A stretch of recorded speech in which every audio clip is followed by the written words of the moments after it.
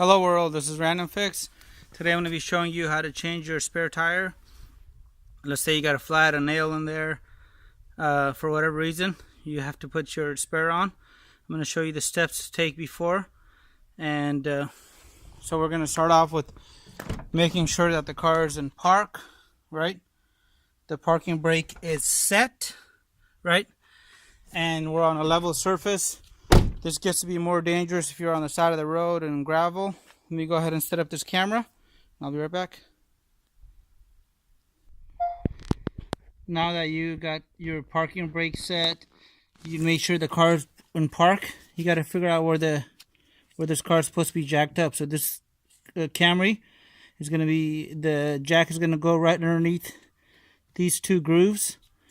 And let me go ahead and jack it up for you. Alrighty, so now that we figured out where the jack's supposed to go, we're going to go ahead and put the jack in place, jack this car up. I want to make sure that I'm within those two grooves that I showed you earlier.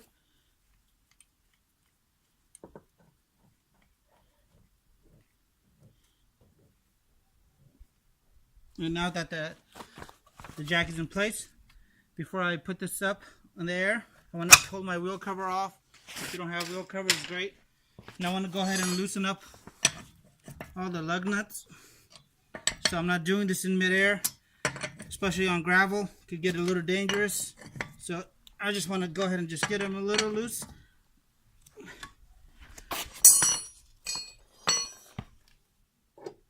And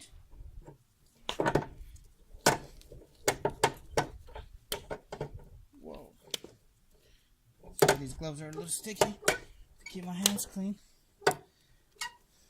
They're very tough gloves, by the way. I used them at the shop here when I worked around cars all the time, and guys love this because they were so thick and they don't have to go changing gloves 30 times a day, and they don't like wearing those heavier gauge gloves that you can buy. They're permanent because they weren't able to feel what they were doing when they were working around the car. So gloves have still held on.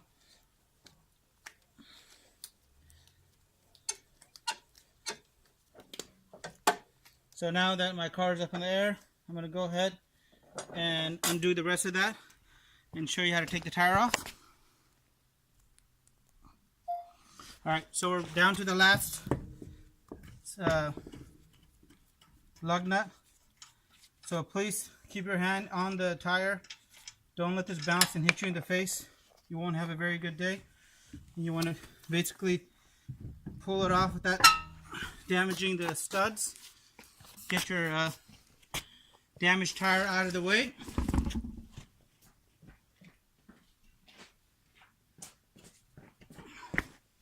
Bring over your spare tire.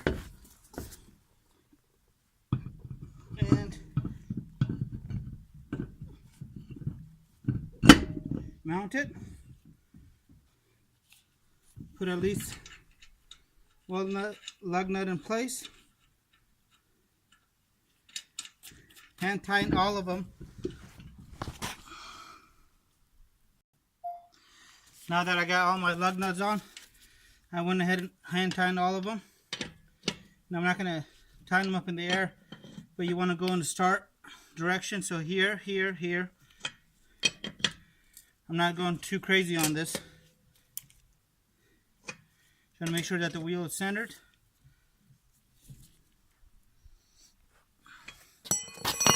Now I'm going to go ahead and lower the car down.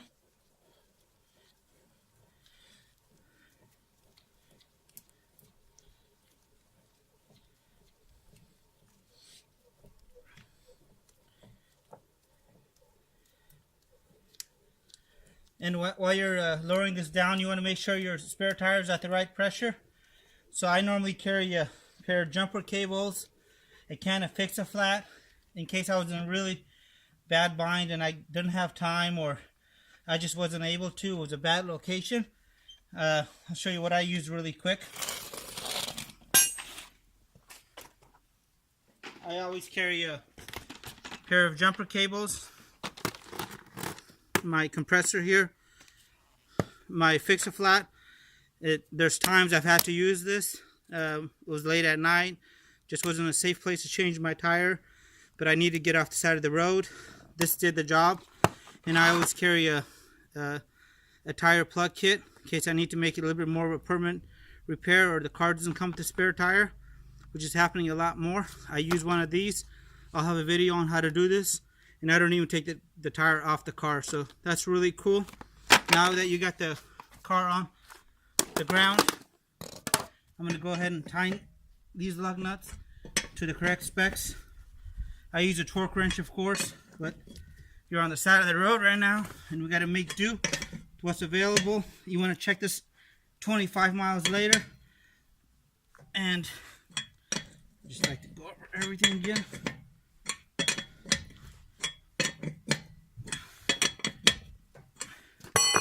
There you have it, the 6-minute spare tire change. And to make sure I have the correct pressure on this, I want to go to the driver's side door and check the tire pressure. It's supposed to be at 60 on the spare, 34 on the front, 34 on the rear. Now I gotta keep my speed down when I'm driving, less than 55 miles an hour. And if this was a different kind of car where my spare tire here was on the front, I've had it where I've done it on the side of the road. I've went ahead and changed that. If this tire was flat in the front, I'd actually take this tire to the back, right?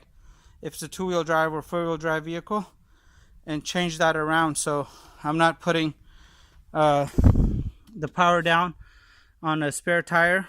But let me know what you guys think. Hit the subscribe button. Thank you for watching, and hit the thumbs up video if you liked it, and hopefully this helped you out. Have a great day.